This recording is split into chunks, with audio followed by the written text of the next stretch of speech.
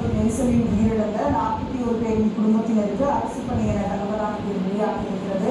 இது குறித்த மேலும் விவரங்களோடு இணைகிறார் செய்தியாளர் பிரபாகர். வணக்கம் பிரபாகர். வருகின்ற 10ஆம் தேதி தமிழக முதல்வர் ஜோசப் விஜய் சுய சம்பவத்தில் உயிரிழந்த 41 குடும்பத்தைச் சேர்ந்த வாக்காளர்களுக்கு அரசு பணியாளை ஆணைகளை வழங்குகிறார் என கூறப்படுகிறது. முதலமைச்சர் ஜோசப் விஜய் வருகின்ற 10ஆம் தேதி கரூர் செய்கிறார் என அமைச்சர் இந்த ஆண்டு சென்னை மாமல்லபுரத்தில் நடைபெற்ற இணைப்பு விழாவில் தெரிவித்துள்ளார்.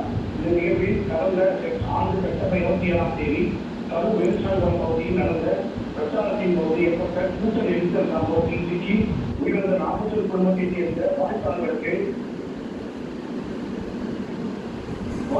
அரசு பணி வழங்குவதற்கான ஆயத்த பணிகள் நடைபெற்று வருவதாக தகவல் வெளியாகியுள்ளது.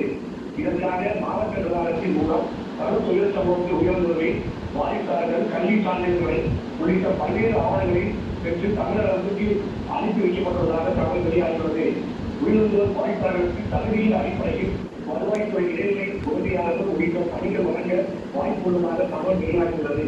கரூரில் 10ஆம் தேதி நடைபெறும் நிகழ்ச்சியின் போது உயிரிழந்தோர் குடும்பத்தின் வாய்ப்பாளர்களுக்கு பணியாளை சான்றிதழை முதல்வர் ஜோசப் விஜய் அவர்கள் கையால் வழங்கியிருப்பதாக தற்போது தகவல் வெளியாகியுள்ளது.